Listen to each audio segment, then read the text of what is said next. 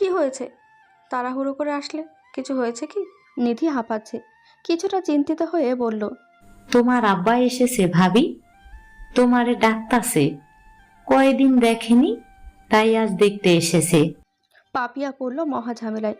কি করে বাবার সামনে যাবে এই অবস্থায়? গালে গলায় এখনো মারের দাগ। ভেতরে ব্যথা লুকিয়ে রাখতে পারলেও বাইরের আঘাত লুকানো কঠিন। নিধি বলল আবারও, যাইবা?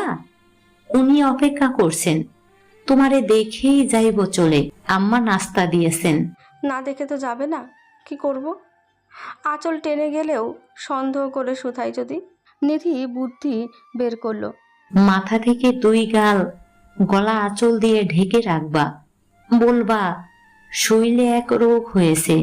পাপিয়া তাই করলো। বুদ্ধি পেয়ে নিধির গালে হাত রেখে হাসলো। তারপর চলে গেল ঘর থেকে। নিধি একবার ওর ভাইজানের দিকে তাকালো। মানুষটা ওর নিজের ভাই ভাবতেও রাগ লাগলো, ঘৃণাও হলো তার কর্মের কথা মনে করে। নিধি ঘর থেকে বেরিয়েই কিছুটা সামনে যেতেই নাজিরে দেখা পেল। ও নিধিকে বলল, আম্মা ডাকছে, তাড়াতাড়ি যা। নাজিরের কথায় ও দ্রুত পা চালালো। রন্ধন ঘরের একটু সামনে দাঁড়িয়ে আছে শাহিদ। তা নজরে আসলো কিন্তু পাত্তা দিল না। কিন্তু দাঁড়িয়ে আছে কেন, এটা ভাবার বিষয়। নিধি ভাবতে ভাবতে মুখ আঁধার হয়ে এলো।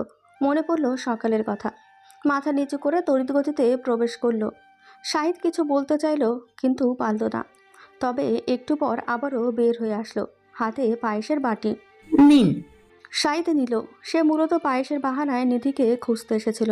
এসে দেখে সাইমা বেগম আছেন। অজ্ঞাত তাকেই বলতে হয়। আফসার ডাক পাঠান নিধিকে। আশার আলো দেখে দাঁড়ালো। নিধিও চলে আসলো। শাহিদ পায়েস মুখে দিয়ে প্রশংসায় বলল, আপনার হাতের রাঁধুন অনেক সুস্বাদু। শহরে গেলে মনে পড়বে আপনার কথা। নিধির এক মুহূর্তের জন্য অন্যরকম অনুভূতি হলো। পর মুহূর্তেই চোখে দেখা দৃশ্য ফুটে উঠতেই সে অনুভূতিতে ফিকে করে দিল। হাসার চেষ্টা করলো, শুধু বলল, মনে পড়ার মতো আর কেউ থাকলে বলতে পারেন, আমি সাহায্য করব যে কোনো দরকারে। শাহিদ ওর কথার অর্থ বুঝলো না, কেবল জানতে চাইল, কখনো যদি আপনার জন্য উপহার পাঠায় আপনি গ্রহণ করবেন? স্মৃতি হিসাবে রেখে দিবেন না হয়।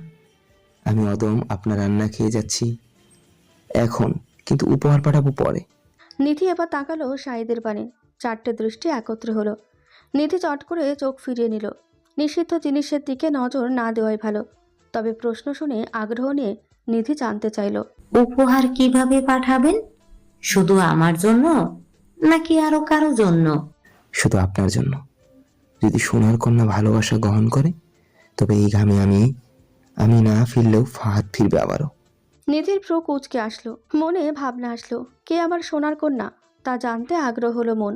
শাহিদ হয়তো বুঝতে পারল, তাই আগেই জবাব দিল, মাহাদ শিউলিকে সোনার কন্যা বলে ডাকে। অজান্তেই মাহাদের মতো একজন সাধারণ একটা কিশোরী কন্যার প্রেমে পড়লেও ভাবতেই অবাক লাগে, জানেন?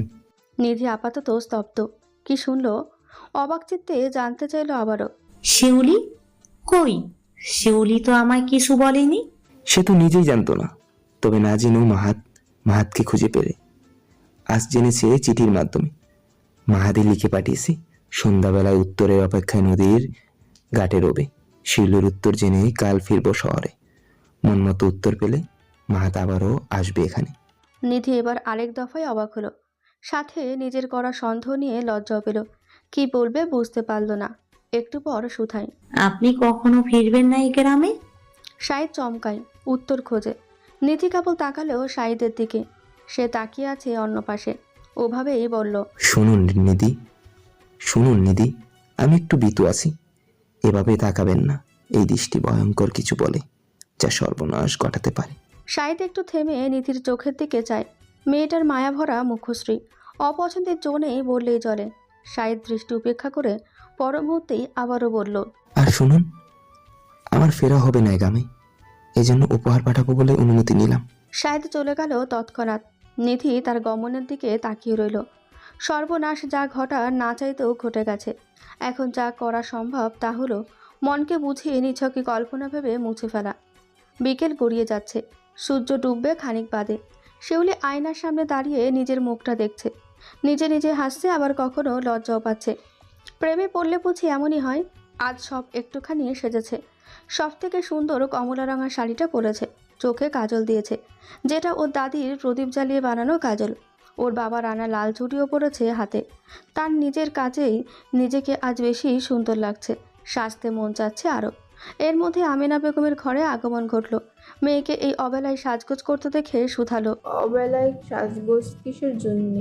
শিউলি আয়নাটা রাখলো কাঠের টেবিলে, মায়ের দিকে চেয়ে প্রত্যুত্তরে বলল, মালাগড় বাড়িত ওর নানা নানি আইছে, হাঁস জবাই কইরা রান্ধিছে আম্মা, তাই আমারে যাইতে কইছে।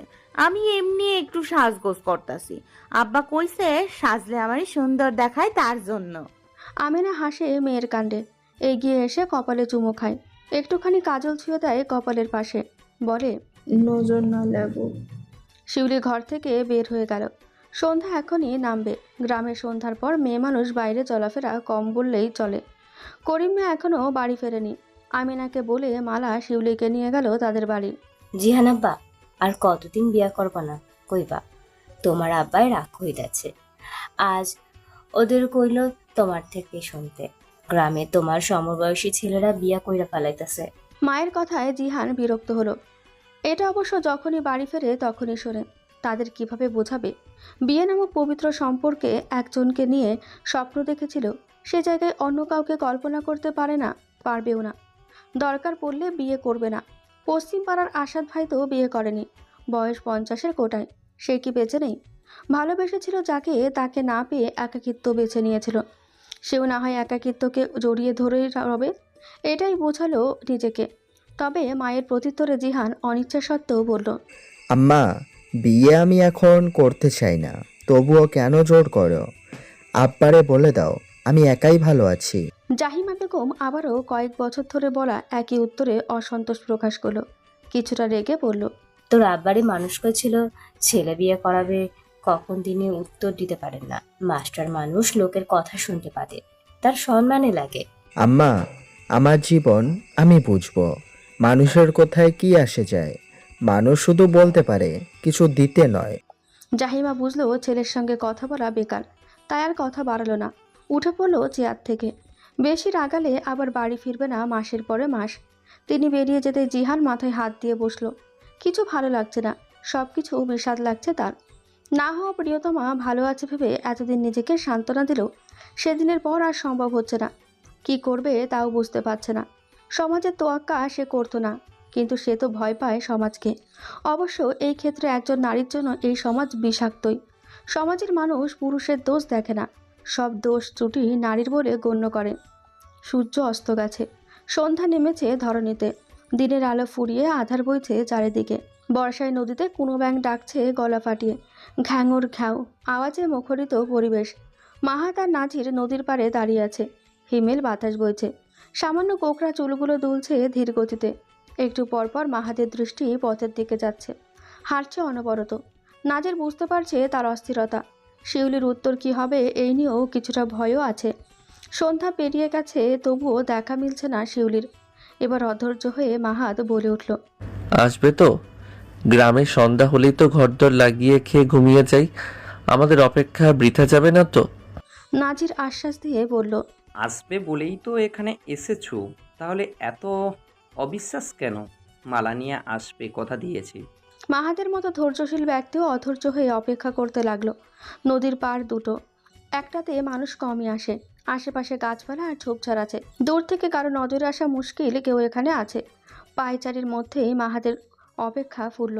সামনে দূরে হারিকেনের আলোয় দুজনকে দেখা গেল। মাহাত সেদিকে তাকিয়ে রইল। নাজির গিয়ে বসলো ঘাটে বাঁধা ছোট নৌকায়। পাশে আরও একটা নৌকা আছে, ছইয়ের ভেতর অন্ধকার দেখাচ্ছে। মালা আর শিউলি হাঁটছে। যত কাছাকাছি আসছে শিউলির বুক ধুকপুক করছে। শীতল হাওয়ায় গা শিউরে উঠছে। মালার হাত শক্ত করে ধরে হাঁটছে সে। একসময় তার মাহাত আর নাজিরের কাছাকাছি এসে পৌঁছালো। শিউলির দৃষ্টি নিচু। মাহাত অপলক তাকিয়ে আছে শিউলির পানে, চোখ সরাতে পারছে না যেন। তাকে দেখতে স্পষ্ট করতে সুবিধা করলো হারিকেনের আলো। নাজির আর মালা এর মধ্যে সরে গিয়েছে দূরে। শিউলি একাই দাঁড়িয়ে আছে মাহাতের সামনে, হাতে হেরিকেনটা ধরা আছে, মাথা এখনও নিচু। মাহাত খানিকটা এগিয়ে গেল। সেদিনের মতন এবারও বলে উঠল, আমি কি ভয়ঙ্কর দেখতে যে দেখলেই মাথা নিচু করে রাখো? মনে হয় হিংস্র কেউ, শুধু পালাতে চাও। শিউলি তড়িৎ গতিতে এবার মাথা তুলল, তাকালো মাহাতের দিকে। চোখ পড়ল চোখে, মাথা নাড়িয়ে ছাড়া ছাড়া স্বরে বলে, অচিন মানুষ, কি জাদু করিলেন আমারে। চোখের দিকে তাকালেই বুকের ভেতর স্পন্দন ওঠে। হাসি শিউলি টের পায়। তার পকেটে গুটিয়ে রাখা হাত দুটো বের করে বুকের মাঝে ভাঁজ করে রাখে। প্রত্যুত্তরে বলল, ভালোবাসার জাদু, তুমি আমাকে, আমি তোমাকে। আমি জাদুকর আর তুমি জাদুকরি। শিউলির দৃষ্টি মিটিমিটি, কখনো তাকাচ্ছে আবার কখনো দৃষ্টি মাটির দিকে। মাহাত ওর হাত থেকে হেরিকেনটা নিয়ে নিল। সে সময় আরেকটু কাছাকাছি হতে হলো।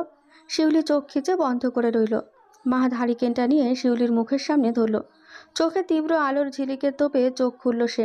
মাহাতের দৃষ্টি নিবদ্ধ রইল। হারিকেনের আলোয় উজ্জ্বল শ্যামলা গায়ের রং আর উজ্জ্বল ও মোহনীয় লাগলো। চোখ দুটো কি মায়াবী, লজ্জা মিশ্রিত হাসি আরও পছন্দনীয়। মাহাত হুট করে আনমনে শিউলির পানে চেয়ে ধীর কণ্ঠে গেয়ে উঠল, একটা ছিল সোনার কন্যা, মেঘ বরণ কেশ, ভাটি অঞ্চলে ছিল সেই কন্যার দেশ। দুই চোখে তার আহারে কি মায়া, নদীর জলে পড়ল কন্যার ছায়া। পুরো গান মাহাতের মুখে শুনতে শিউলি অবাক হলো। হা হয়ে সংশয় ভুলে তাকিয়ে রইল। আশ্চর্যজনকভাবে গানটার অধিক শব্দ তারই সঙ্গে কিভাবে যেন মিলেও যাচ্ছে। তার অবাক চিত্তে তাকিয়ে থাকা দেখে মাহাত হেসে বলে, মিল পেলে কেন ডাকি সোনার কন্যা? গানের সোনার কন্যা অন্য কারো হলেও আমি তোমাকে একান্তই আমার করতে চাই। এর জন্য সবার আগে তোমার অনুমতি প্রয়োজন শিউলি ফুল। শিউলি কি উত্তর দেবে বুঝতে পারছে না। কিসের টানে ছুটে আসলো তাও জানে না, শুধু জানে মন চাইছে আসতে, তাই এসেছে। মাহাত তার উত্তরের অপেক্ষায় চেয়ে আছে। শিউলি মিনমিন কণ্ঠে বলল, আব্বাজানকে কইবেন, তিনি যাই করবেন তাই হইবে। তা তো বললই, তার আগে তোমার অনুমতি প্রয়োজন। তোমার আমাকে ভালো লাগে কিনা, পছন্দ হয় কিনা সেটাও আগে জানতে হবে। সবার আগে তোমার মতামতই প্রাধান্য পাবে। আপনি মানুষ বড় ভালো, অপছন্দ করিবার কারণ কেউ পাইব না, আমিও পাইতাছি না। আমার এবং আপনার আব্বা আম্মা রাজি হইলে আমার আপত্তি থাকবো না। শেষ কথাটা বলতে গিয়ে শিউলি মাথা নিচু করে নিল। লজ্জা সংকোচ দুই ভেতরে বাসা বাঁধল। মাহাত এদিক সেদিক নজর দিল। নদীর জল হেরিকেনের আলোয় চিকচিক করছে সামান্য। কোনো ব্যাঙের ডাক ও ইতিমধ্যে বন্ধ হয়েছে। দূরে কোথাও ঝিঝি পোকা ডাকছে এবার। মাহাত নিজের হাতের আঙুল থেকে রূপোর আংটিটা খুলল। শিউলির নজরে সবটাই পড়ছে, কিন্তু কেন খুলছে এই প্রশ্নে মনে জাগার আগেই মাহাত হাতখানা এগিয়ে দিল তার দিকে। হাতের তালুতে আংটিটা রাখা আছে। শিউলি হাত গুটিয়ে চেয়ে আছে। মাহাত ইশারা করে বলল, এটা রাখো সঙ্গে, আমি ফিরলে আবার দিও ফিরিয়ে। তোমার একটা জিনিস কিছুদিনের জন্য স্মৃতি হিসাবে নিয়ে যাচ্ছি, তাই বিনিময় করে যাচ্ছি। যদি আর ফেরা না হয়, বলা তো যায় না কখনকার আয়ু ফুরিয়ে আসে। শিউলির বুক কেঁপে উঠল অজানা ভয়ে। মাহাতের মুখে মৃত্যুর কথা কানে তীব্র বিষাক্ত অসহ্যকর শোনালো। মুখের আদল পরিবর্তন হয়ে এলো, নেমে এলো আধার। মাহাত শিউলির মুখশ্রী লক্ষ্য করে হেসে উঠল। হাসতে হাসতে ফের বলল, আল্লাহ বাঁচিয়ে রাখলে তোমায় নিতে আবারও ফিরবো। যদি তোমায় নিতে না আসি, তবে কারণ হিসেবে মিথ্যুক তকমা দিও না। ভেবে নিও, এই পৃথিবীতে মাহাত নামক মানুষটি আর নেই। শিউলির ভেতর কেঁদে উঠল। মাহাতের মুখে এমন কথা তার চোখে জল এনে দিল। চোখের জল লুকোতে মাথা নিচু করে বলল, আপনি অশুভ কথা কইতেছেন কেন? আমার পরাণ পড়তাছে। মাহাতের ভেতর ভালো লাগায় ভয়ের যায়। শিউলির চোখের জল তাকে হারানোর ভয়ে আসছে ভেবেও হাসল। আনন্দিত সহিত বলল, শোনো সোনার কন্যা, আমি ফিরবো তোমায় সঙ্গে নিয়ে যেতে। তোমার মায়াময় চাহনি না দেখলে আমার হৃদয় সারাটি জীবন দুঃখে থাকবে।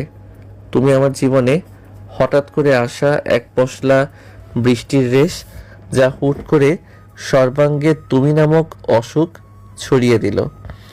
এই অসুখ থেকে আমি বাঁচতে চাই না, সারা জীবন সঙ্গী করে নিয়ে থাকতে চাই। বলতে বলতে মাহাত আংটিটা শিউলির হাতের তালুতে রাখলো। হাত স্পর্শ না করলেও শিউলি চোখ বন্ধ করে নিল। বিদায় সময়ে মাহাত ফের বলল, যা আজ রাত্রি হলো অনেক, পরের বার আসলে তোমার এই হাত স্পর্শ করার অনুমতি যেন পাই, এই প্রার্থনা কইর। তোমায় নিয়ে এই নদীর বুকে নৌকায় করে জ্যোৎস্না বিলাস করব, এটা আমার স্বপ্ন রইল। শিউলি হাতে শক্ত করে চেপে ধরল আংটিটা। হেরিকেনটা মাটি থেকে তুলে নিয়ে আরেক হাতে বাড়ি ফিরতে পিছু ঘুরল। কয়েক ধাপ গিয়ে আবারও থামল। হুট করে হৃদয়ে দোলা দেওয়া মানুষটাকে আর কাল থেকে এক নজরও দেখতে পাবে না ভেবেই মন খারাপ হলো একটুখানি। পিছন ফিরে আরেকবার তাকালো মাহাদের দিকে। তার চোখে মুখে হাসি লেগে আছে। এই হাসি হৃদয়ের গভীরে অনুভূতি নিয়ে জন্মানো মেয়েটার মতামত মেলার আনন্দের। শিউলি এবার আর দাঁড়ালো না, ছুটে গেল মালার কাছে। সে নাজিরের সঙ্গে নদীর পাড়ে পাশাপাশি বসে গল্প করছিল। শিউলির দৌড়ে আসাতে উঠে পড়ল। শিউলি এতক্ষণ ভয় না পেলেও এবার ভীতকণ্ঠে বলল, ওঠ চইলা যাই, কেউ দেখলে বদনাম হইব।